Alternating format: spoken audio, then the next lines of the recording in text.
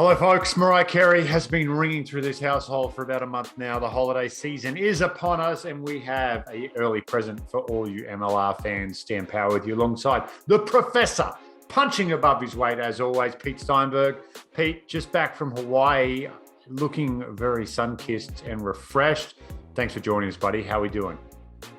We're doing well. Hawaii was great, except for the fact that I had to room with my teething 20-month-old son. But it was great. We had a blast, and we got out on the day that the big storms came. So I don't know if you heard that there was snow in Hawaii. Now, there is a 13,000 foot volcano on the Big Island, so it's pretty high. But there was snow up there, and when there's snow up there, there's storms down at the coast, so we got caught up in that. In fact, when we were having dinner before we caught the red eye back, the restaurant that we were at, the lights went out, the electricity went out for a couple of minutes. So it was pretty bad. When we got there, the United hotspots weren't connecting, so they couldn't board us. It took us like an hour and a half to come back, to board. So it was a little crazy. And then the next day, all the flights got canceled. So I guess we're pretty happy to be able to get out of that. You know, American Airlines wouldn't have done that to you, Pete, because they're the proud sponsors of Major League Rugby, of course. They would have got you home safe and sound and on time. All right, Pete, New Year brings some changes to the show. We are going to not change too much, but there's going to be, I believe you used the words, a pivot. You want to dive in a little bit and let the fans know what's happening? Yeah, so I think, we've done, is this our 5th year of MLR Kickoff? I believe so. Yep. Yeah. We are in season 5. Wow, A little bit of depression in Aaron's voice there. Thanks for 5 years. So 5 years, and I think that when we started, Dan, we were probably one of the only, one of the first podcasts, right? There were a few others like Rugby Wrap Up and those guys that were around before even MLR, but we're the first guys, and we did we've been relatively traditional, right? So we've kind of done a review of what happened last weekend, and then a preview of what's going to happen this weekend, and it's all been about the game and stats. And there's a lot of good quality stuff. Like if you go into the Rugby Network, every week there's 3 or 4 shows that are kind of doing the same thing. So we think that maybe there's an opportunity for us to fill a slightly different niche. Don't worry, Dan, I'll still be the professor. I'll still drop some rugby knowledge on you, but we want to tell some stories. We want to provide a little bit more background, maybe be a little bit more accessible to people that are new to the game. Like it's hard to kind of jump in and have us talk about like center pairings, right? And how you pair the centers when someone doesn't know what the center position is, right? So we want to be a little bit more accessible to both the rugby fan and maybe the guy or the gal that just found rugby on Fox potentially. And just said, hey, I want to learn more about it, and they could come to MLR Kickoff to learn more. And so it's going to be I agree with you, Dan. It's not going to be a huge change. I think we're still going to have the professor's deep dive will probably be at the end of the show for the people that want to hang out for it. But it will be a lot of like meeting more people in the background of MLR, learning more about the players, learning more about the stories, and kind of it's the 5th year, but there's, we need some of these stories to be told, because as the league grows, we don't want to lose kind of like the league's oral history, right? And so we want to capture some of that as we go through. So it's a little bit of a pivot, Dan, probably a little bit more in your wheelhouse than mine. But I'm excited because I think that, we need to grow the game, and maybe MLR Kickoff can help people learn about the league, learn about rugby, and become fans. Yeah, I think so. I think it's going to be a good vessel for new fans to sort of kick off their MLR career or their rugby careers. Right. And I'm starting to hear a lot more and more from people, Pete, that people are actually stumbling upon the league on whether it was Fox or CBS, who were partners for the first 4 years of Major League Rugby, and then kind of just trying to figure it out as they go along. So I think this is going to be a great resource for new fans to kind of no one better than the professor too to help them on their rugby journey. So I appreciate that, Dan. What I would say is this is something that I think from the very first time that I got involved, and I can't remember if it was Nick Benson, maybe it was Nick that told me, but like one of the muckety mucks high up in the league is just like, what? If every rugby fan in America follows Major League Rugby, that's not enough for the league to survive in the long term. right? Yeah. There's just not enough rugby fans in America.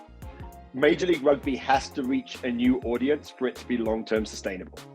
And that actually really hit me. It very much colored the way I commentate and you know, how I try and explain the game as we go through.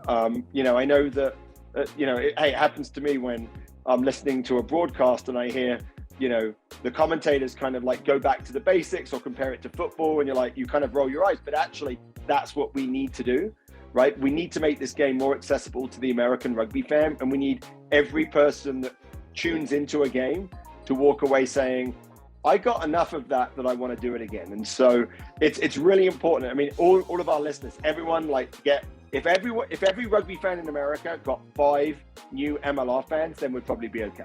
But that's kind of like the number that we're talking about, right? Like 5x or 10x what we have. Yeah, you're right. I've heard Commissioner George Killebrew talk about that a lot, about making the rugby experience more familiar for American sports fans. And you know, you and I have been involved with the TV since year one, and that was one of the big things. Talking to you know, the television executive side of things, is you have to be comparative to the American sports. So you know, you don't want to go out and be doing things that they're not used to seeing or they're not used to hearing. So keep it familiar, and then the game will sell itself. So hopefully we're doing a good job of that. But all right, that'll be exciting. That'll kick off in the new year. So you've got the holidays to get through this one, and then we'll see some changes come through January on your podcast feed. So keep an eye on that. All right. I was tasked very late today by our producer, Aaron Castro, to do a Christmas jingle, and I did it. I found a window of time. I put it together. It's not very creative, but I did it. And just so people know, my creativity has time constraints, and unfortunately we were up against it, but I did get it. I took a little play on the 12 days of Christmas. So I added a day because we have 13 teams in the league. But you want to hear it? Yeah, I cannot wait to hear it. All right, do you want to sing it? Can I just talk through it? Okay. Which you one? Can like, oh, well, I want you to sing it, but you can like rap it if you want. People, we need to get We need chorus to rap. Yeah. We need chorus. All right, and then I'm going to save. I'm going to give you your piece at the end here, Pete, to just to talk me through how bad it was or good. All right. All right. Okay. On the first day of Christmas, my jackals brought to me an actual roster and a regular season game. On the second day of Christmas, my saber cats brought to me a winning season, please. I'm not doing all of them though. I'm just going through one by one. We'll be here too long.